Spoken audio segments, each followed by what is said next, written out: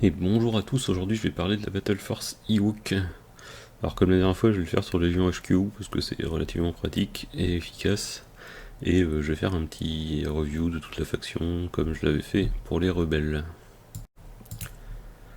Alors déjà en commençant par les personnages, donc on a accès à... On va se mettre ces 6 persos là dans la Battle Force. Donc on a 5 commandants et un agent qui est Chewbacca. En sachant qu'on a le droit qu'à 5 personnages dans la Battle Force, donc on sera obligé d'en prendre au mieux 5 parmi 6, ou potentiellement moins, mais c'est une faction où il y aura souvent au moins 2 commandeurs, on va dire. Donc on va souvent retrouver quand même pas mal de ces persos dans les listes. Alors le premier c'est C3PO. C3PO, qu'est-ce qu'il fait? Alors déjà on peut pas l'équiper, il a très peu de points de vie. C3PO il a deux trucs d'intéressant. Déjà il a compel sur tous les troopers, donc ça veut dire que ça vous permet d'ignorer un peu le courage de tout le monde et de pouvoir faire un mouvement gratos à chaque début d'activation, tant que vous êtes à portée de C3PO, ce qui est extrêmement bien sur les listes un peu corps à corps, et ce qui est forcément très très fort. Sa deuxième capa c'est Master Storyteller, donc il permet de mettre des surges selon le tour courant sur un certain nombre d'unités. Donc c'est pas mal parce que on le verra après, mais la plupart des unités de l'armée n'ont pas accès aux surges, que ça soit en attaque ou en défense. Du coup c'est une bonne règle à avoir aussi. Et enfin, Divine Influence, donc c'est sa tête défensive un peu, qui dit que tous les Ewoks à portée 1 de lui ont Guardian 2 et peuvent Guardian les crits. Alors ça on verra après, mais il y a potentiellement une feinte sur ce truc. Pour l'instant ça marche, peut-être que ça aura changé au moment où vous verrez cette vidéo. Mais j'en reviendrai un peu après. Qu'est-ce qu'on en pense de ces 3PO? Bah, c'est pas très cher, il a Infiltrate, pourquoi pas. Et surtout il a Compel qui va être un peu le centre de l'armée, et derrière c'est un perso support un peu qui va servir à donner des surges aux autres persos. Il n'a pas accès à des cartes de commandement, donc c'est vraiment juste vous payez 40 points, vous avez une entrée. Globalement je trouve que c'est un très bon perso, surtout dans, surtout dans la faction. Le deuxième perso qui est exclusif Blight Tree, c'est Logré. Alors Logré c'est un deuxième personnage de support. Donc il a aide pour tous les troopers, donc ça c'est le même truc que les Pike, enfin que le collectif plutôt. Il est indépendant, donc c'est-à-dire qu'à chaque tour il va pouvoir donner gratuitement un aim ou un dodge à quelqu'un. Il a un Spire 2 pour enlever les suppresses, et low profile et nimble comme on retrouve sur plusieurs persos de la faction, ce qui est très bien défensivement. Il a que 4 points de vie avec surge en défense, il a pas d'armes. Et il a surtout un courage de 3 qui est quand même relativement important parce que couplé à ces 3 PO, c'est-à-dire que tout le monde se retrouve à courage 6 avec Compel. Et du coup c'est forcément très très fort parce que vous allez pouvoir Compel à tous les tours sans trop vous poser de questions, parce que c'est quand même assez dur d'arriver à plus de 6 suppresses au début de votre activité et de les garder. Donc je trouve que c'est un bon perso. Alors c'est comme ces 3 PO, il a pas de tir. Donc il va vraiment servir que à faire du soutien, donc à distribuer des petits suppresses, des suppresses, à distribuer des tokens. Et il a accès à 3 cartes qui sont uniquement pour lui, qui sont celle-là, celle-là et celle-là. Alors la meilleure, c'est de loin celle-là. Donc ça c'est une carte qui coûte que 5 points, et qui fait qu'à chaque fois qu'il utilise aide, déjà de base, il peut ne pas prendre le suppress, donc ça va lui permettre de donner des tokens à l'infini un peu. Et en plus, vous pouvez mettre un token sur la carte au début de chaque tour, et au début de son activation, il peut donner tous les tokens à quelqu'un. Enfin, à autant d'unités qu'il veut d'ailleurs. Donc ça veut dire que par exemple, si vous stockez, je sais pas moi, 4 dodges dessus au tour 1, 2, 3, 4, au tour 4, vous allez pouvoir donner 4 dodges à quelqu'un, plus le token d'aide de début de tour, plus potentiellement une action dodge de degré. Donc vous allez pouvoir refiler, je sais pas, 6, 7 dodges à quelqu'un, assez facilement, ou varier entre les dodges et les aim. C'est vraiment une très très bonne carte pour 5 points. Globalement, à chaque fois que vous prendrez l'ogré, vous aurez cette carte, hein, parce qu'elle est extrêmement forte. La deuxième meilleure, c'est Herbal Medicine. Donc ça c'est juste un soin pour 10 points, donc ça permet de soit remettre un trooper, enfin une figurine, soit soigner un PV sur un perso. S-tap, donc ça veut dire que il devra recover à chaque fois qu'il l'a fait, mais par contre c'est une action gratuite. Bon, pour 10 points, si vous arrivez à le faire 5-6 fois dans la partie, c'est plutôt pas mal quand même. Enfin, ça va être rentable en termes de points. Après, c'est quand même 10 points à mettre. Donc, je la trouve bien, mais pas indispensable. Bon, c'est une carte que moi j'ai tendance à mettre dans mes listes, mais ça se justifie de pas les mettre. Et enfin, la dernière. Alors, malheureusement, celle-là elle est très très nulle. C'est une carte qui dit que, en gros, vous pouvez taper la carte au début du tour et elle sera défaussée à la fin du tour. Et pendant tout ce tour, si vous tuez une unité ennemie, un trooper va pouvoir faire un mouvement 1. Alors sur le papier, c'est pas complètement nul. Le problème, c'est que il faut l'utiliser à un moment pour qu'elle soit efficace. Et il y a quand même très très peu de chances que tout se mette bien. C'est-à-dire que vous ayez un tour où vous allez utiliser la carte, que vous allez avoir une unité facile adverse à tuer, et que en plus le mouvement va vous servir à quelque chose. Donc en plus ça coûte 10 points. Et alors il y a des cas où ça sera vraiment bien, mais la plupart du temps ça sera anecdotique, et du coup on paye rarement 10 points pour un truc anecdotique qui servira à une partie sur 5. Donc malheureusement, même si elle est très... Enfin, c'était un petit côté hit and run ou avance, j'aime bien cette carte, mais elle est très nulle malheureusement. Donc globalement, on la verra très peu dans les parties, parce que l'effet est pas assez fort par rapport à son coût. Ah oui, d'ailleurs, pour ces 3 PO, important, mais je crois que c'est la seule figurine du jeu non véhicule qui n'a pas d'arme de corps à corps. Et du coup, il n'a pas le droit de charger les gens. Donc ça marche, c'est-à-dire que lui, il peut pas aller engager une unité pour la bloquer, par exemple, mais il peut aussi pas se faire force push au corps à corps, par exemple. C'est-à-dire qu'un Jedi qui viendrait à côté de lui et qui voudrait le force push pour s'engager, et bien ça ne marche pas parce que ces 3 PO n'a pas le droit de commencer un corps à corps. Donc ça, c'est un truc important à savoir quand même, et à ne pas oublier en partie. L'Ogré, il a pas de carte de commandement, c'est comme ces 3 PO. Le troisième perso spécifique de la Battle Force, c'est Wicket. Alors il a 25 000 règles sur sa carte. En gros, il gagne un dodge gratos, il a low profile nimble, relentless avec un petit tir Pierce 1 avec Sharpshooter 2 qui est quand même pas mal, et une attaque de corps à corps qui est très bien. Il a Scouting Party 2 avec Scout 2, on va dire, parce qu'il va prendre une Amélio. Et il a 5 PV, 2 de courage, mais ça c'est pas très grave. Surgeon crit pour 70 points. Il n'a pas d'amélioration spécifique. Mais il a des cartes de commandement que je vais voir après. Donc lui c'est vraiment un très bon perso, je trouve, parce qu'il coûte pas très cher. Il a son petit tir pierce, il a son pierce au corps à corps, il a le surge crit. Le seul truc un peu gênant, c'est qu'il a que 5 PV, et il a que courage 2 pour un perso de corps à corps, mais comme on a vu tout à l'heure, il y a Compel qui marche sur tout le monde, donc ça marche sur lui, et potentiellement l'Ogré aussi qui va lui apporter le courage 3 à côté. Et donc c'est pas très très gênant d'avoir le courage 2. Mais sinon ça reste un très bon perso globalement. Niveau Amélio, moi je dirais que on va souvent lui mettre des trucs comme Duck and Cover, parce que une fois qu'il a chargé une unité, par exemple si une unité s'en va, t'as pas trop envie d'être dans la pampa sans activer ton low profile. Du coup t'aimes bien avoir un truc comme Duck and Cover pour pouvoir prendre un suppress et donc enlever 2 touches directement, plus son dodge. Il va souvent prendre Situational Awareness qui lui permet de dodge les crits. Donc ça sur un perso qui a un dodge de base plus nimble, c'est forcément extrêmement fort. Donc j'ai tendance à le mettre tout le temps. Et ensuite il va prendre le Forest Dweller qui lui donne le Scout 1, donc Scout 2 parce qu'il a déjà Scout 1 et en plus il a un dodge en plus au premier tour. Bon, il y a cette version que j'aime bien moi, et il y a aussi la version potentiellement un peu plus agressive avec Tenacity par exemple à la place de Duck and Cover.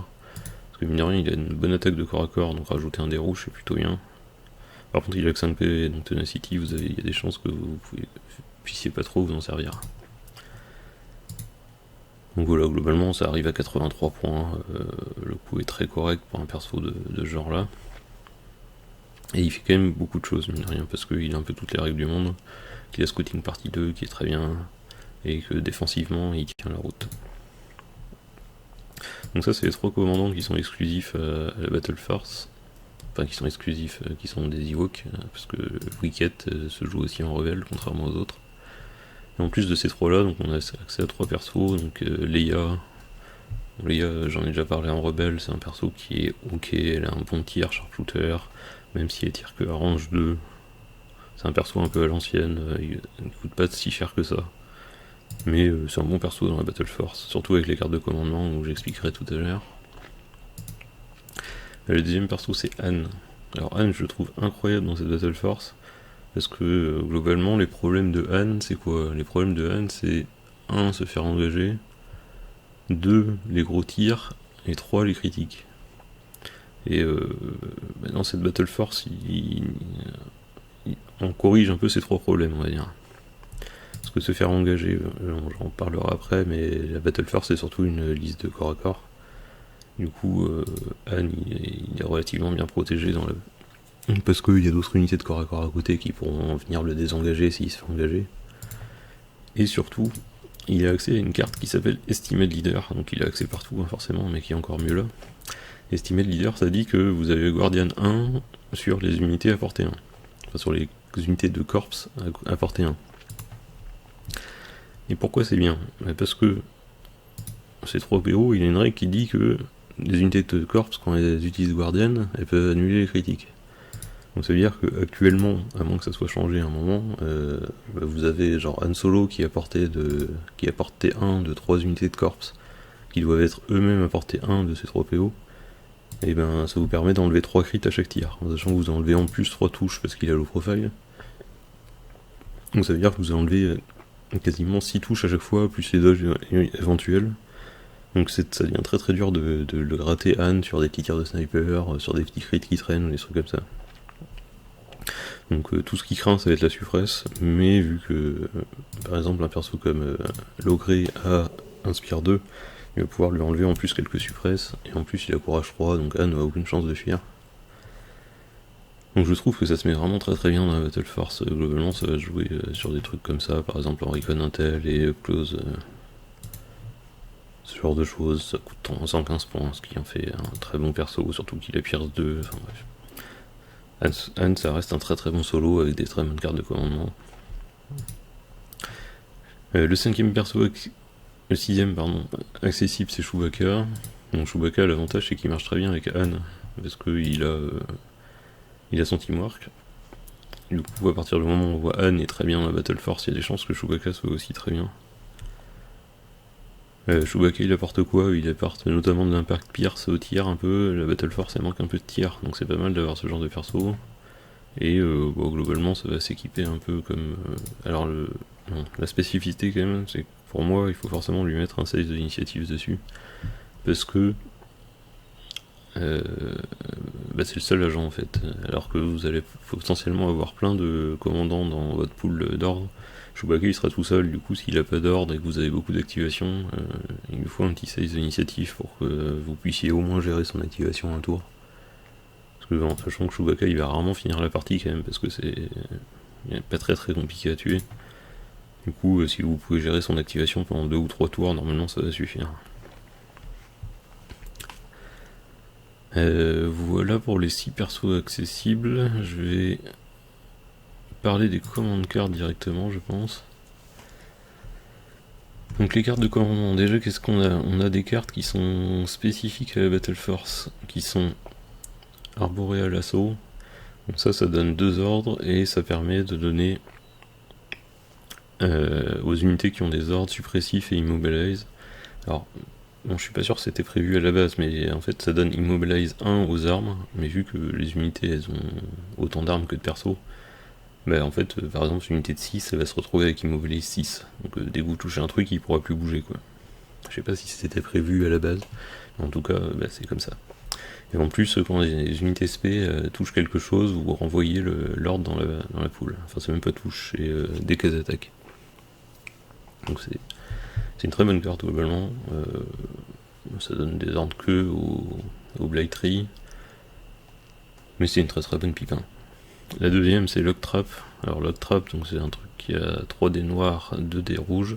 C'est une sorte de bombardement, sauf que la différence des bombardements c'est que ça se fait à partir d'une amélioration de l'unité, donc c'est que les unités qui pourront le faire, et c'est au début de tour. Alors l'inconvénient que ça soit au début de tour c'est qu'il faut déjà être placé, et que vous pouvez pas, genre comme sur les autres bombardements, faire des aim ou des trucs comme ça avant de tirer.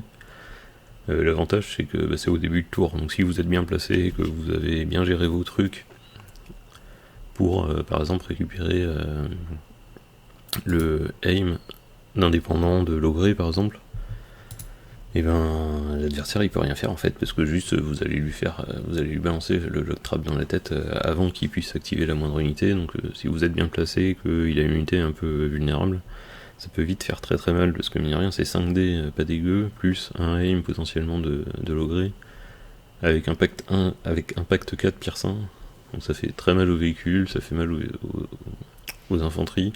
Il n'y aura pas de sharpshooter, donc il faut mieux se placer pour éviter les couverts. Mais c'est vraiment une très bonne carte. Ensuite, on a... Elle est où ? Elle est là. On a cette carte-là, qui est la pipe 2 de la Battle Force. Donc ça donne un Inconspicuous à 2 unités. Donc des Blight Tree encore. Les Blight... Donc un Inconspicuous, c'est le truc de R2. Donc c'est tant que vous avez un suppress, vous pouvez pas être ciblé au tir. Si les personnes en face peuvent tirer sur autre chose. Alors c'est très bien pour genre planquer une unité pendant un tour parce qu'elle est en train de faire un scénario ou un truc comme ça, parce que littéralement, tant que vous avez des trucs autour de votre unité qui a une conspicuous, l'adversaire pourra rien faire. Et en plus ça dure tout le tour, donc vous pouvez activer votre unité, qu'elle fasse sa vie, et elle sera toujours une conspicuous pendant tout le tour. Donc c'est vraiment une très bonne carte aussi.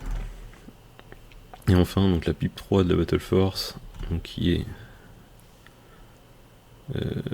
celle-là. Donc la pipe 3 elle donne Dauntless et Relentless à 3 unités. Et en plus on peut recover. Alors ça vient encore plus résoudre les problèmes de suppress potentiels qu'on peut avoir. Dauntless et Relentless c'est forcément 2 très bonnes règles en plus. Surtout Relentless. Donc c'est pareil, c'est une très très bonne carte à avoir dans la Battle Force. En plus de ça, donc on a les cartes de Wicket, qui sont moins bien, on va pas se mentir. Donc la pipe 1 de Wicket, ça lui donne un dodge, en sachant que vous lui donnez un ordre, donc il a pas son indépendant, donc il gagne pas un dodge. Enfin, c'est comme s'il avait rien perdu, quoi. Et en plus il a Speed 3 et Outmaneuver, mais Outmaneuver normalement vous lui avez déjà donné parce que vous avez envie qu'il l'ait tout le temps, et il peut pas attaquer. Alors je trouve ça relativement très nul pour une pipe, hein, parce que globalement c'est juste vous avez Speed 3 et vous pouvez pas attaquer, quoi. Bon, ce qui parfois est bien, mais je trouve que c'est vraiment très en dessous, déjà rien que des deux autres pipins de la Battle Force. Donc je pense qu'il y a rarement des vraies raisons de le jouer. J'en reparlerai un peu après en faisant l'analyse des scénarios. Mais je trouve que c'est une très mauvaise carte globalement. La pipe 2 de Wicket qui est aussi très nulle malheureusement.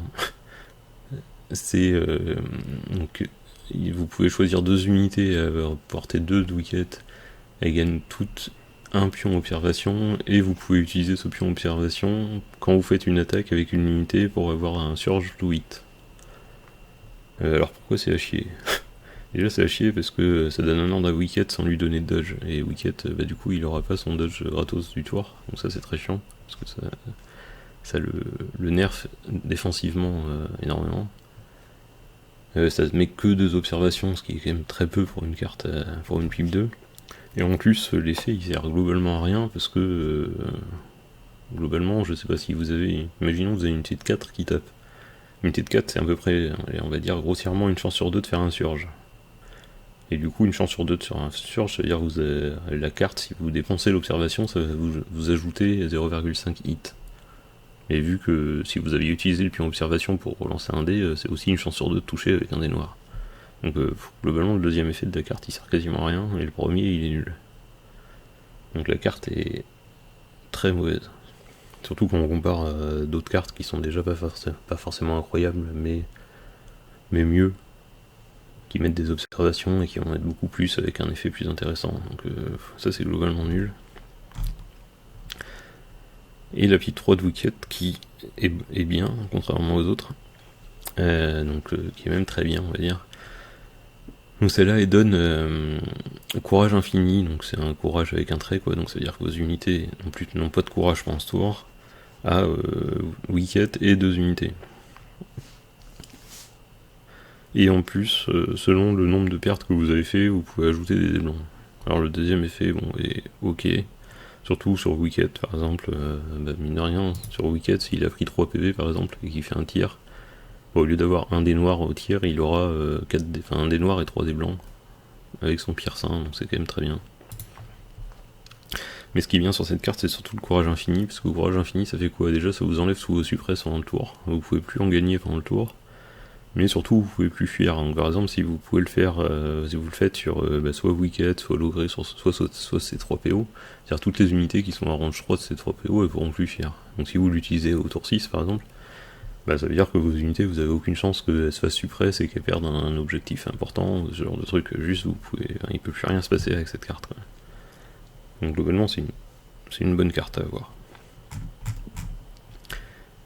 Et la Battle Force, elle a aussi sorti un truc qui est la pipe 2, une nouvelle pipe 2 pour Leia, qui donne un ordre à Wicket et Leia. Malheureusement, vu que la vie est bien faite, vous pouvez pas donner l'ordre à Wicket parce que Leia n'a pas une Herald Connection, à moins de payer cette amélioration là, mais sinon vous n'avez pas le droit de mettre cet ordre là, donc c'est un peu dommage. Et ça donne donc teamwork entre Leia et Wicket, et en plus, donc quand quand un rebelle donne un ordre, il peut en plus donner un ordre à un Ewok à portée 1, et inversement, quand un Ewok donne un ordre, il peut donner un ordre à un rebelle. Bon, sur le papier, c'est pas si mal. Le problème de moi, ce que j'ai constaté, c'est que Wicket et Leia, ils veulent pas trop être au même endroit, quoi. C'est-à-dire que Leia, c'est plus un perso au fond de cours qui va faire du soutien, des trucs comme ça, et tirer de loin, enfin essayer de tirer de loin, alors que Wicket, c'est un perso très mobile qui va essayer de jouer les objectifs, d'aller chercher les trucs un peu fragiles à différents endroits, mais il a pas envie de rester à côté de Leia en fait, globalement. Donc, vu que le teamwork c'est que portée 2, en fait la carte est bien, sauf que ça vous oblige un peu à jouer Wicket à côté de Leia. Alors par contre c'est très fort parce que par exemple, vu que les deux ont Nimble, c'est-à-dire qu'à chaque fois que quelqu'un va tirer sur Wicket, vu qu'il va défoncer un dodge, il va regagner un dodge, et vu qu'il gagne un dodge, il va redonner un dodge à Leia. Donc si on vous tire 3 fois sur Wicket, Leia va gagner 3 dodges par exemple gratos. Alors c'est bien, mais encore une fois ça oblige de garder Wicket et Leia au même endroit, alors que sur le papier ils ont vraiment pas envie d'être au même endroit. Donc pour moi ça c'est le défaut de la carte, et en plus que l'ordre ne marche pas, c'est un peu dommage. Après pour faire le tour des autres cartes, la carte de Han elle est extrêmement forte, la carte de Leia de bombardement elle est très bien aussi, la pipe 2 de Han est très bien, No Time for Sorrow c'est très bien aussi. Ça j'y reviendrai après, la pipe entre Leia et Chewbacca, parce que on en reparlera. La pipe 2 de Leia, la pipe 3 de Leia, on s'en fout, elle est pas très forte, et il y a les deux cartes de Han et de Chewbacca, les pipes 3, elles sont très bien aussi. Donc globalement on a 4 pipes 3 qui sont très bien, les pipes 2, il y a celle de Wicket que je trouve pas très bien, mais on a celle de la Blade Tree qui est très forte, on a celle de Han qui est très bien, celle de Leia qui est très bien. Les pipins, les deux de Blade Tree sont très bien, celle de Han est très bien, et Leia aussi. Donc on a à peu près, on va dire, le choix entre 3 et 4 cartes à chaque emplacement, ce qui est bien. Parce qu'au final, le fait que les cartes de Wicket soient nulles, c'est pas si dérangeant que ça, parce que on a d'autres choix, on a d'autres très bons choix à faire à la place. Donc c'est pas dérangeant, globalement. C'est un peu dommage parce que ça aurait été bien d'avoir un peu plus de choix, mais c'est pas dérangeant pour la liste en tout cas. Et ensuite, donc la Battle Force, elle a accès à quoi globalement? Donc là j'ai fait les persos, elle a accès à donc les Skirmishers qui sont une nouvelle entrée, elle peut avoir jusqu'à 2 Rebel Troopers, elle peut avoir des Slingers donc qui sont une nouvelle entrée aussi, elle peut avoir jusqu'à 2 commandos, et elle peut avoir ce Chewbacca dans un AT. dont je parlerai après plutôt.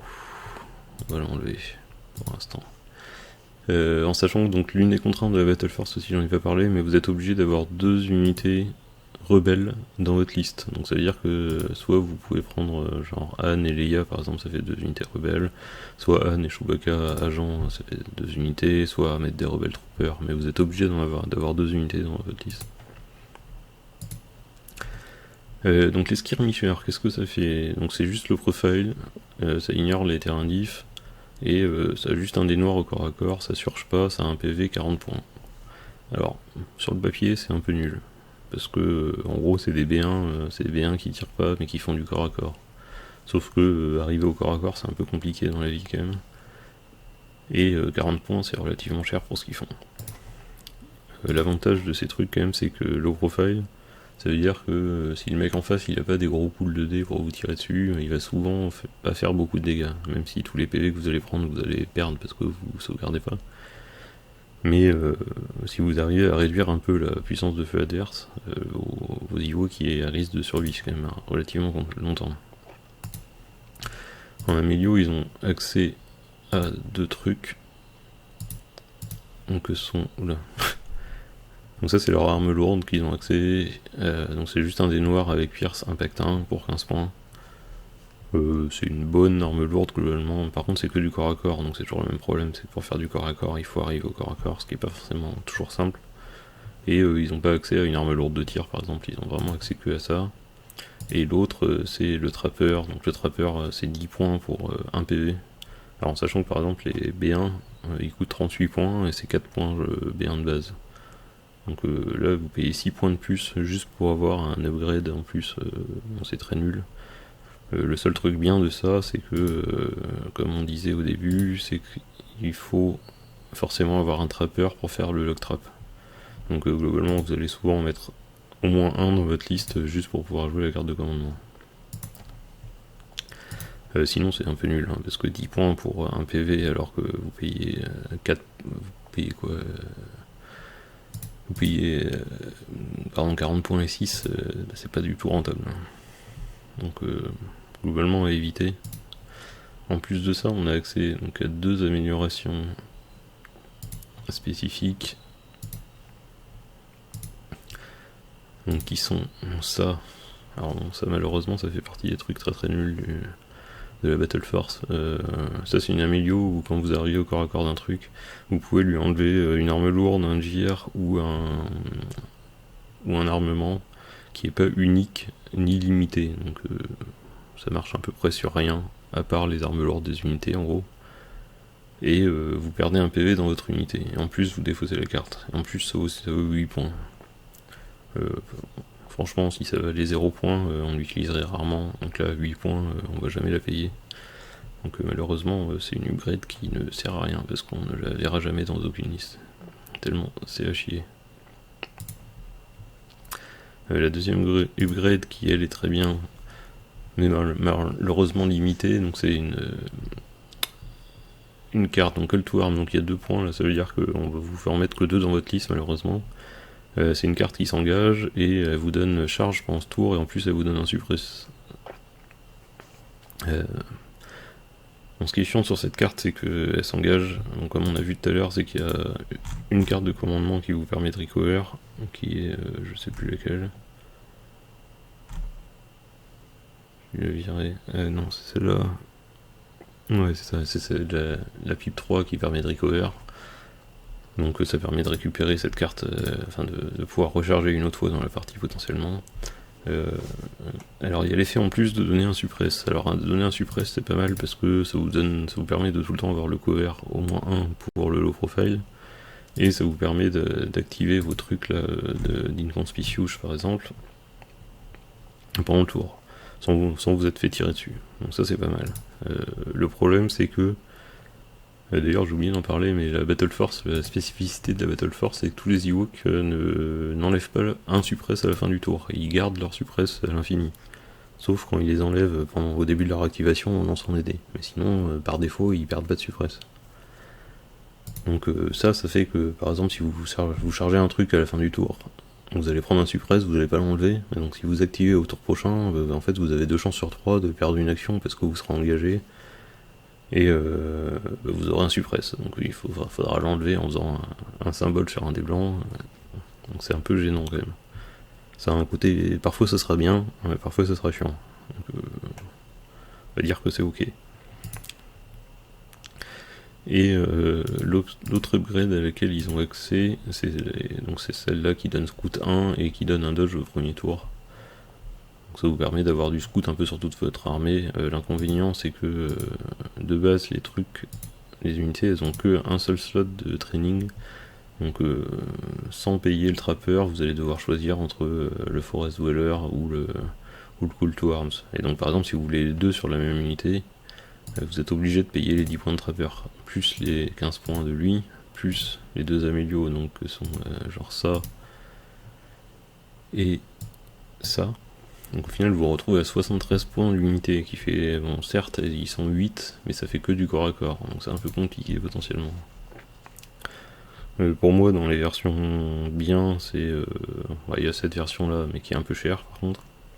Il y a la version sans le trapper du coup, qui est que à 60 points avec le call to arms pour avoir la charge et l'arme lourde. Donc ça 60 points pour ça, moi je suis relativement ok. En sachant que, comme on a vu tout à l'heure, il y a Wicket qui a Scouting Partie 2. Du coup, même sans avoir la carte de scout, vous allez quand même pouvoir faire un mouvement de scout sur 2 unités. Ça tombe bien parce qu'il n'y a que 2 unités qui peuvent avoir charge. Du coup, moi j'ai tendance dans mes listes à mettre, on va dire, que 2 trucs de cette version là, parce que avec Wicket, parce que au final ça fait que les deux profitent de Scouting Party et les deux ont charge. Et on va dire que c'est le plus optimisé à mon avis. Et enfin, donc il y a la version de base de juste à poil, donc c'est 40 points pour 6 PV, des mecs qui font rarement attaquer dans la partie parce qu'il faut arriver au corps à corps. Alors l'avantage c'est que, comme on disait tout à l'heure, c'est qu'il y a ces 3 PO qui a compel, plus l'ogré qui a courage 3. Donc ça permet quand même à vos mecs, même s'ils prennent des suppresses, de quand même pouvoir avancer en permanence. Tant que forcément ils sont à range 2 ces 3 PO. Mais au final, d'expérience, vous avez pas tant de problèmes de suppress, même en ayant que des mecs courage 1, le suppress c'est un peu, on s'en fout, parce que tant que vous restez à portée de vos leaders, enfin si vous voulez jouer en tout cas, vous allez avoir votre courage 3 plus le compel, et du coup vous faites un peu ce que vous voulez pendant toute la partie. Ensuite, donc, on a accès aux Rebel Troopers. Bon, je vais pas trop en parler, les Rebel Troopers. Je pense que dans des listes où vous aurez ces 3 PO logrés, vous allez rarement jouer des Rebel Troopers dedans parce que ça synergise pas du tout avec leur capacité. Vous avez plutôt envie de jouer des skirmishers. Sur des listes qui sont plus genre sur les IA et qui ont moins de persos, vous allez potentiellement mettre des Rebel Troopers avec des armes lourdes. Parce que eux au moins ils tirent, et mine de rien c'est cool de tirer dans le jeu, parce que ça permet de mettre des petits suppresses, de faire des dégâts, de gratter des petits trucs. Alors que les skirmishers vraiment ils vont souvent rien faire quoi, à part essayer de se planquer ou d'avancer sur des objets ou des trucs comme ça. La deuxième unité Ewok auquel on a accès, donc c'est les Slinger. Alors bizarrement ils coûtent 5 points de moins que les skirmishers alors qu'ils sont beaucoup mieux, c'est-à-dire qu'eux ils ont une arme de tir, alors ils ont primitif dessus, donc ça veut dire que si l'adversaire a armure ça va vous enlever tous vos crits, donc vous pouvez pas blesser les trucs armurés malheureusement, mais sinon ça reste quand même une unité qui a 6 mecs qui tirent en noir, qui ont indépendance surge ou target 1, donc c'est soit ils ont pas d'ordre, ils ont un surge, soit ils ont un ordre, ils ont un aim, et qui a low profile et qui ignore les terrains diff comme tout le monde. Ce qui est bien avec cette unité, c'est que elle a le surge en plus à tous les tours quand même, mine de rien, donc que ça soit en attaque ou en défense. Ça fait vite la différence. Elle fait pas de corps à corps, mais au moins ça fait un peu d'apport au tir, on va dire, parce que vous pouvez avancer et tirer à tous les tours tranquillement, surtout encore une fois, parce que vous avez accès à des trucs comme compel et logré pour avoir les courages et tout, donc c'est des unités qui vont très très bien avec ces 3 PO et logré, parce que même si vous êtes suppresse, vous allez quand même pouvoir avancer pour faire votre tir, parce que sinon les gens vous vont tirer dessus, et vu que vous tirez 42, vous n'allez pas pouvoir répondre au tir. Les slingers, globalement, je leur mets à peu près rien. On pourrait leur mettre un petit truc genre de gun cover ou un petit scout. C'est pas choquant, on va dire, mais j'ai tendance à pas vraiment mettre de trucs dessus. Pareil, le trapper il coûte très cher dans une unité, même si pour le coup je le trouve plus intéressant que dans les skirmishers, et l'arme lourde c'est la même une arme lourde de corps à corps que les skirmishers, donc c'est pas du tout une unité de corps à corps vu qu'elle tape en blanc sans surge. Donc vous allez quasiment jamais payer une arme lourde dedans. Alors ce qui est intéressant avec ces trucs, c'est que eux, ils portent très très bien le trapper, parce que, comme on disait avec le lock trap, de base, si vous les mettez sur des skirmishers, par exemple, ça va être 5D mais sans surge, sans aim. Donc c'est un peu nul, parce que vous allez souvent faire 2 ou 3 touches, ça va pas être incroyable, quoi. Alors que, si vous faites un meilleur setup, et vous mettez le trapper sur les slingers, avec en plus l'ogré à côté, l'ogré il peut en début de tour donner un aim au slinger qui récupère un surge avec leur indépendant. Donc du coup les slingers se retrouvent avec un aim plus un surge et ils font l'attaque au début de tour de lock trap. Et du coup là maintenant que vous avez votre surge plus votre aim, vous avez quand même de très grandes chances de faire 4 ou 5 touches sur le lock trap. Et ça fait que c'est beaucoup plus efficace que faire un vieux lock trap pas très optimisé avec des skirmishers. Donc globalement, je pense que le lock trap il sera surtout joué si vous avez l'ogré dans votre liste. Enfin, l'ogré c'est 3 PO et des slingers. Et auquel cas, il faut mettre le trapper dans les slingers et pas dans les skirmishers parce que ça optimise beaucoup plus le lock trap. Parce que mine de rien, sur un véhicule, quand vous commencez à faire 5 touches, 5 touches impact 4 pierce 1, avec potentiellement un petit crit qui traîne dedans, vous avez vite fait de lui foutre 4 ou 5 PV gratos au début de tour. Ce qui est extrêmement fort. Et ça marche aussi forcément sur les petites unités ou sur les persos. Mine de rien, un perso qui traîne, enfin même une unité de 5 qui traîne, par exemple, si vous vous placez au tour suivant pour qu'il n'y ait pas de couvert, vous faites ça en début de tour, ça fait vite 4 ou 5 touches pierre 5 dans l'unité, il n'y a pas grand monde qui apprécie. Donc, si vous voulez jouer Lock Trap, il faut le jouer avec des slingers et un trapper pour moi, parce que c'est là où ça va être le plus intéressant. Et en plus, le trapper, il est quand même vachement plus, c'est vachement plus intéressant de rajouter un mec dans une unité qui tire que dans des mecs qui traversent la pampa en courant. Et enfin, donc la dernière rentrée, c'est les commandos. Donc ils sont limités à 2. Alors le problème que j'ai avec les commandos, c'est que c'est dans le même slot que les slingers. Et les slingers, c'est peut-être la meilleure unité rapport qualité-prix du jeu. Parce que vraiment 35 points pour ça, c'est extrêmement peu cher. Alors ça vous coûte 105 points de mettre les 3 unités. C'est vraiment fort, en vrai. C'est-à-dire que ça fait surprenamment beaucoup de touches en fait.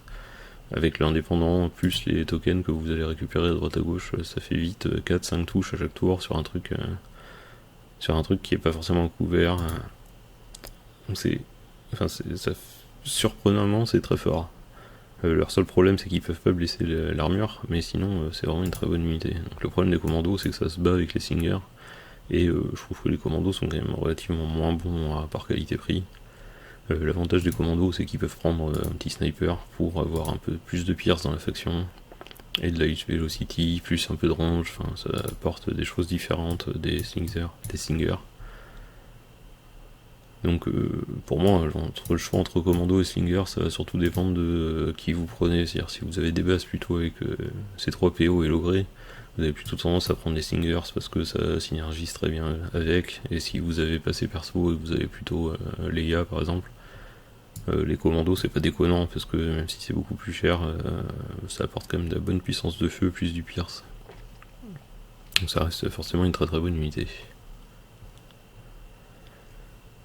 Et enfin, la dernière unité accessible qui a fait beaucoup parler d'elle, c'est ce Chewbacca, donc qui est dans un AT. Donc qu'est-ce qu'il a de particulier? Déjà il a un Spire 3 donc pour enlever 3 suppresses. Il a Surge Crit de base qui est forcément extrêmement bien sur un AT qui lance beaucoup de dés.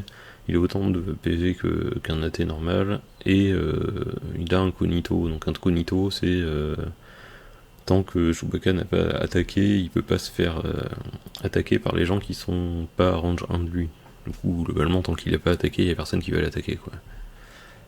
Ça permet globalement de survivre au tour 1, enfin de survivre sans que vous n'ayez pas tiré, quoi. En arme, il a 2 armes impact qu'il va utiliser le plus souvent parce que c'est des range 3 et 4, et une arme blast AP2 qui est très bien aussi. Globalement, je trouve que c'est un bon perso. Ah oui, et important aussi, c'est que ce Chewbacca là, il vous donne accès aux autres cartes de commandement. Avant que je fasse le récap du perso. Et ça veut dire que, par exemple, donc ça je vous ai dit que j'en reparlerai, mais donc cette carte là qui marche entre Chewbacca et Leia, qui dit que Leia, quand elle fait une attaque, Chewbacca, il peut faire une attaque aussi, enfin avec une seule de ses armes. Et du coup, avec Leia qui a Sharpshooter 2 plus 3D, plus Chewbacca qui a 6D sur son arme, bah, ça lui permet de faire une attaque à 9D Sharpshooter 2, plus Impact, plus un Pierce 1. Donc c'est une très forte attaque. Par contre, il faut que Leia soit range 2 d'un truc. Globalement, c'est une bonne carte, quoi. Ça vous donne aussi accès aux autres cartes de Chewbacca, mais elles sont moins bien les autres en tout cas. Donc ça va surtout être celle-là qui va être utilisée. Chewbacca, on en pense quoi? Eh bien, moi j'aime pas trop. Enfin, je trouve qu'il va pas bien dans la liste en fait, parce que c'est le seul mec qui a. C'est le seul mec qui a de l'armure et qui va être un peu gros. Tout le reste, c'est assez facile à planquer, ça a du low profile et tout.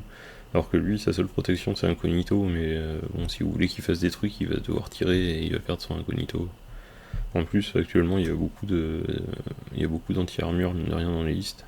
Et du coup, jouer Chewbacca, ça rentabilise un peu l'anti-armure en face, alors que si vous avez que des skirmishers là, qui sont que de l'infanterie partout, bah, l'adversaire il perd un peu tous les points qu'il a mis dans son anti-armure. Alors qu'en jouant Chewbacca, vous lui permettez de les rentabiliser. L'avantage de Chewbacca, c'est qu'il a de l'impact forcément, donc c'est pas mal pour péter les véhicules en face. Mais, moi ce que je me suis rendu compte, c'est qu'en fait, bah, juste avec ça, qui a impact 1, pierce 1, plus le Surge Crit, plus le Lock Trap, vous faites vite énormément de dégâts sur des véhicules. Alors c'est assez surprenant parce que comme ça on dirait pas. En fait, par exemple, Chewbacca qui joue en dernier, il va s'avancer. Imaginons qu'il ait pris un aim de Han ou un truc comme ça. Il va s'avancer, il va tirer. Il a très bonne chance de faire, avec son impact 1 plus Surge Crit, de faire 2 PV sur un véhicule parce qu'il a pierce 1. Du coup, vous avez fait 2 PV sur un véhicule en fin de tour. Ensuite, tour suivant, vous faites Lock Trap, plus vous faites le save de l'initiative de Chewbacca. Du coup, vous avez fait une pipe 1, vous avez de bonnes chances de commencer. Le Lock Trap, on a vu, Impact 4, Pierce 1. Donc ça a de bonnes chances de faire 3 ou 4 PV sur un véhicule. Et Chewbacca, il se réactive, il aim, il tire par exemple, ça refait 2 PV. Donc là, vous êtes déjà à 2, 4, 5, 6, 7, 8 PV sur un véhicule. Même un véhicule qui sauvegarde en rouge par exemple, vous avez vite fait de faire 7-8 PV sur un truc.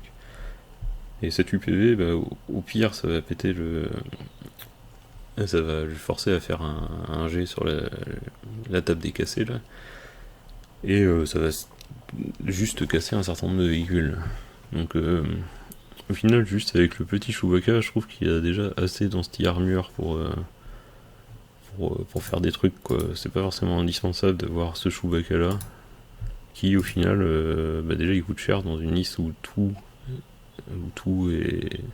est très abordable. Lui il demande 190 points quand même. Et en plus, vous allez être un peu obligé de jouer les liens avec. Donc bon, je trouve qu'il est bien, mais qu'il rentre pas trop dans les listes. C'est-à-dire que pour qu'il rentre dans les listes, il faudrait qu'il y ait plus d'options de véhicules ou des petits trucs qui traînent comme ça. Et plus de synergie avec lui. Donc moi je suis plutôt contre le mettre dans les listes. Mais ça c'est à voir dans quelques mois quelles listes sont les plus jouées en tout cas. Donc maintenant qu'on a fait le tour de la faction, qu'est-ce qu'on en pense de tout ça? Alors déjà on va faire le tour des objectifs et des trucs comme ça qui vont être joués. Donc déjà, qu'est-ce qui ne va pas être joué? Bombing Run. Alors pourquoi on ne joue pas Bombing Run? Parce que déjà on n'a qu'une unité qui peut le jouer, qui le joue à peu près bien, c'est la T, même si en vrai on peut le jouer parce qu'on a des trucs qui peuvent être inconspicuous ou des trucs comme ça. Donc on a moyen de le jouer, mais le problème c'est que les bombes quand elles explosent, elles font des trucs qui sont blast et suppressifs. Et bon ça c'est très très chiant sur une armée qui aime bien le cover, qui aime bien être groupée. C'est très chiant d'avoir des trucs qui touchent tout le monde à range 1 et qui font du blast. Donc ça c'est un scénario qu'on n'a pas envie de voir globalement. Donc celui-là il sera jamais joué. Otage c'est un peu pareil, c'est-à-dire qu'on n'est pas nul sur otage parce que Il y a le scouting party de Wicked potentiellement qui permet de ramener l'unité au T1. Donc c'est pas nul, mais on profite pas trop de la faction globalement en fait sur otage, donc on n'a pas accès à des Jedi non plus. Donc globalement ça sera pas joué. Donc déjà ça fait 2 scénarios que on veut pas trop jouer dans la faction. Le troisième pour moi c'est Recover the Supply. Alors bon ça se discute un peu, mais la faction est pas nulle sur Recover the Supply. Le problème c'est qu'il y a des listes qui vont être bien meilleures que vous sur Recover the Supply parce que genre des listes qui jouent 4 Bane par exemple qui vont pouvoir prendre l'objo et se barrer, ou des listes qui ont plus d'infiltration que vous qui vont pouvoir prendre l'objo et se barrer. Et du coup vous n'avez pas forcément envie de l'avoir dans votre deck parce que même si vous n'êtes pas nul pour jouer ça, c'est pas non plus très bien. Alors c'est là où on peut discuter de la carte de la pipe 1 de Wicket qui lui donne speed 3, mais en fait l'avantage de ce truc ce serait que Wicket il se met au milieu de la table, il prend l'objet, et tour suivant il fait ça, il se barre très loin. Sauf que en fait c'est vachement plus rentable de lui donner une conspicuous et qu'il puisse pas être target pendant tout le tour, plutôt que de lui dire de courir quoi. En fait ça revient quasiment au même. Donc cette carte elle servirait potentiellement que sur Recover the Supply, mais même sur Recover the Supply je trouve que la pipe 2 est mieux. Donc pour moi Recover the Supply ça va pas trop être un scénario qui va être joué en Ewok. Et du coup ça nous laisse donc 5 scénarios. Donc Breakthrough. Alors Breakthrough, comme on a vu, il y a plein d'actifs pas chers. Donc on a tendance à quand même faire des listes qui sont vite 11, 12, 13, 14 actifs. Donc sur Breakthrough c'est forcément très bien. Donc c'est un scénario qu'on va prendre tout le temps, je pense. Intercept c'est pareil, on a quand même beaucoup d'activations. En plus c'est les activations de troopers. Du coup ça marche bien sur Intercept. Et en plus on aime bien avancer. Et donc forcer l'adversaire un peu à avancer. Donc ça va forcément être un bon scénario. Payload c'est un peu pareil, c'est-à-dire le but de Payload c'est d'avoir beaucoup d'actifs et de pouvoir prendre de la place sur le terrain. Ça c'est un truc que fait très bien la liste. En plus quand vous avez beaucoup d'actifs vous pouvez un peu choisir en fin de tour, soit vous allez agresser le payload adverse, soit vous restez sur le vôtre. Donc je pense que la liste va bien jouer sur ces trucs. Et du coup après vous avez le choix entre sabotage ou position.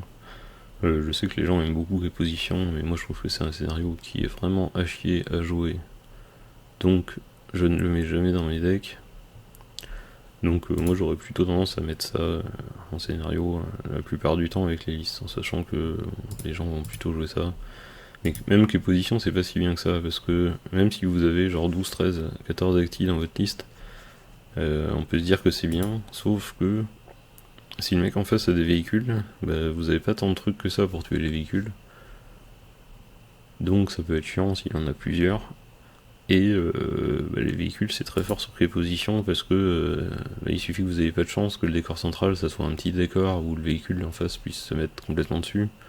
Et ça va vous mettre dans la merde parce que le mec qui est en face au tour 6 il pourra se mettre sur le décor et vous pourrez rien faire quoi. Donc je trouve que les positions quand on a que de l'infanterie dans ces unités c'est pas un truc de fou. Donc vraiment moi je préfère ces 4 là globalement dans la faction. C'est les 4 qui semblent le plus logiques en tout cas. En déploiement, ça va être un peu classique, c'est-à-dire que ça, le rollout, on n'a pas trop envie, le long marche, on n'a pas du tout envie. Alors Disarray, bizarrement, je trouve que c'est pas si bien que ça, parce que à cause de ces 3 PO et l'ogré, et Wicked d'ailleurs, c'est qu'on a beaucoup de zones de guardian, de zones de buff, de zones de machin. Et du coup, on n'a pas trop envie de devoir split notre armée. Même si c'est pas dérangeant, hein, parce qu'il suffirait de mettre un truc, un skirmisher à l'autre bout de la table. Donc, je sais pas, d'habitude je le joue, mais là j'ai moins tendance à le prendre. Moi je dirais que genre Advance Position c'est très bien, Battle Line c'est très bien. Major Offensive je le joue plus parce que tout le monde a envie de jouer ça et... Bon, j'ai envie de changer quoi. Donc moi j'ai plutôt tendance à mettre ces 4 trucs là. Danger Close parce que c'est très bien quand quand on a un peu de scout, et Medin, parce que quand on est joueur bleu, ça permet de split un peu l'armée adverse, et c'est pas mal sur certains scénarios, notamment Payload. Battle Line, parce que c'est Battle Line, c'est toujours bien, et Advance, parce que ça donne un scout 1, du coup, vu que vous avez que de l'infanterie, potentiellement en tout cas, c'est forcément très bien. Là il y a les deux, enfin il y a les deux à droite qu'on jouera jamais, les deux à gauche, c'est ça qu'on peut rentrer, c'est un peu au choix du joueur on va dire. Et sur les conditions, alors claires conditions, on s'emmerde, on s'en fout. Hostile environnement, alors vous allez toujours le jouer parce que vous, en fait, vos unités, elles enlèvent déjà pas les suppresses. Donc tant que vous jouez des Ewoks, ça vous change rien en fait, que ça soit hostile environnement ou pas. Il y a juste les unités genre Anne par exemple qui pourra pas les retirer s'il est pas en contact, mais bon, globalement ça va plus gêner votre adversaire que vous. Limited Visibility c'est très bien vu que vous avez personne qui tire de loin, donc c'est forcément une très bonne carte. Fortified Position c'est forcément une très très bonne carte aussi parce que vous avez envie qu'il y ait des couverts partout globalement. Vous avez que des unités avec low profile. Et bon après ça se discute, Warwery c'est pas fou quand même parce que vous aimez bien avoir vos bulles de commandement vu que tout le monde a courage 1, donc c'est pas fou à avoir. Rapid Reinforcement on s'en fout. Minefield c'est des trucs qui en blast donc on n'a pas envie, donc globalement le dernier ça va être Supply Drop. Parce que mon Supply Drop c'est rarement nul, surtout que là vous avez plein d'unités pour aller les chercher, donc c'est pas mal. Donc pour moi, la faction va jouer autour de ce genre de truc en tout cas. Les conditions, ça va quasiment tout le temps être celle-là. Ça, bon, je suppose que les gens vont en général pas mettre ça, mais mettre les positions à côté, même si pour moi c'est une connerie. Et après, les déploiements, ça c'est un peu au goût de chacun.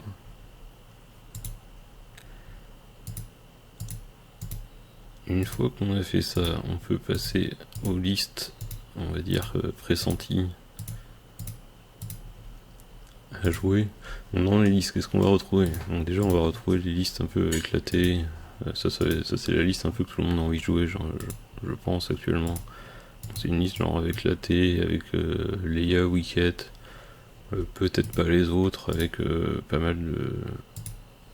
avec du skirmisher, peut-être plutôt des commandos, peut-être plutôt ce genre de truc.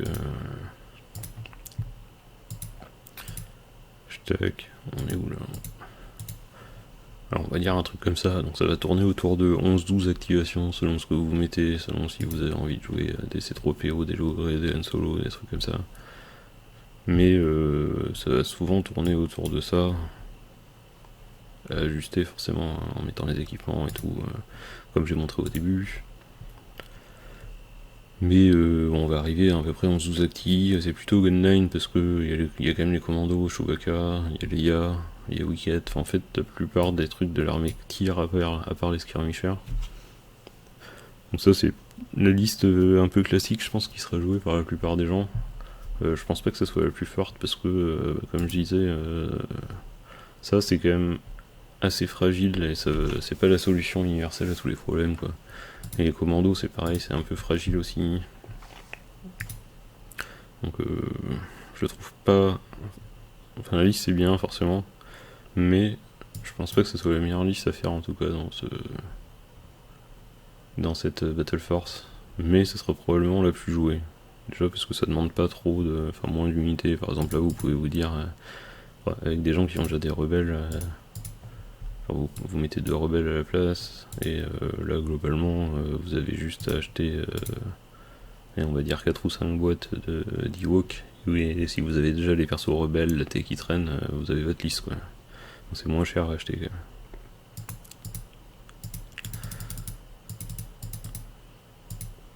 Donc ça c'est la première liste, c'est la liste un peu évidente que la plupart des gens vont jouer je pense. Ensuite, il y a des listes qui sont plutôt comme ça, donc ils vont avoir tous les persos, qui vont avoir genre des skirmishers, comme on disait, avec ce truc là, et avec ce genre de truc, avec beaucoup d'Ewok, avec toujours plus d'Ewok.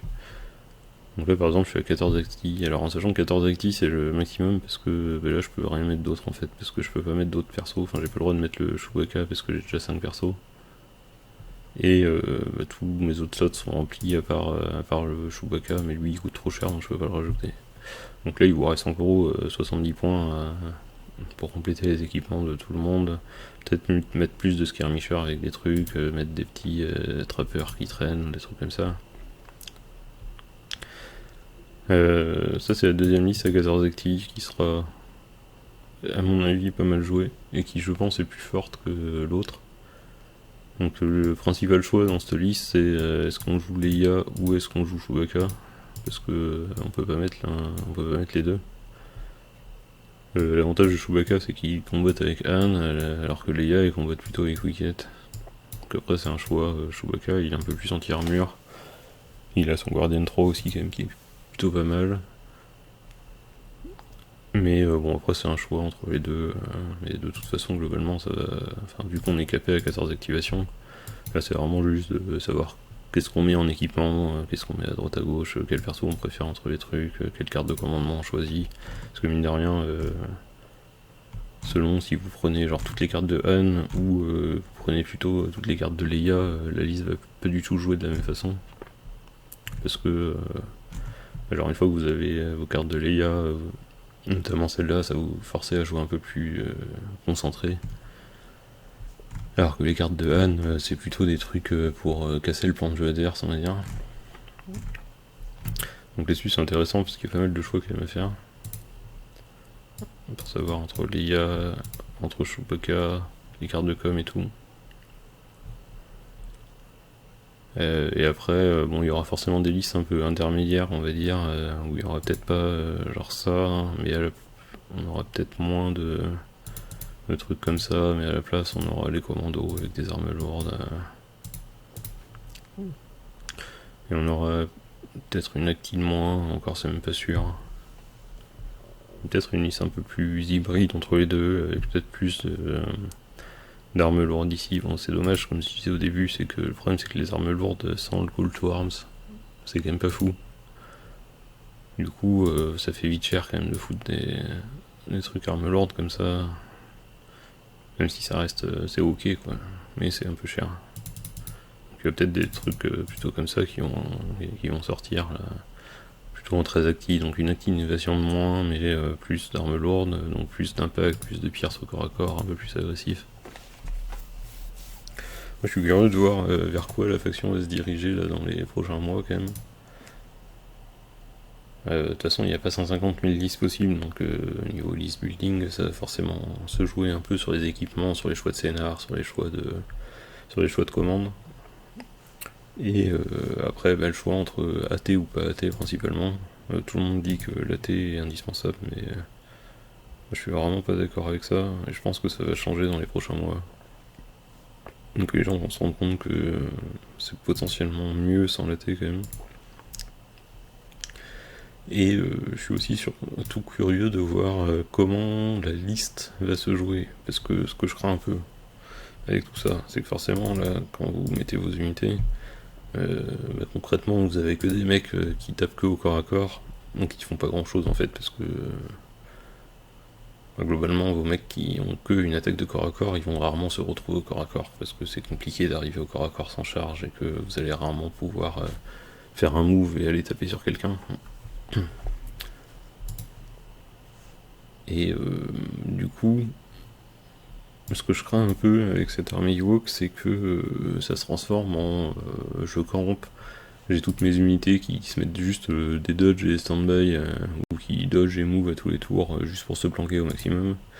J'essaie de faire en sorte qu'il se passe rien pendant 5 tours, et au 6ème tour, je vais faire les objos. Parce que il me reste. Parce que j'ai 14 actifs, le mec en face il en a 9, et que du coup j'ai de grandes chances de gagner quoi. Si le gameplay le plus. Comment dire, le plus effectif pour jouer cette liste, c'est ça, ça va vite être très chiant quoi, parce que ça sera pas intéressant à jouer, pas intéressant à affronter. Donc j'ose espérer que qu'il y a quand même ce côté avec Cold to Arms, avec les armes lourdes, où on va pouvoir plutôt jouer avec, et que le gameplay de la faction se tournera plutôt vers ça. Et c'est là que je trouve vraiment dommage que genre des trucs comme le Onward to Victory là, qui est censé vous permettre justement d'avancer ou de vous repositionner un peu, cette carte elle soit très nulle.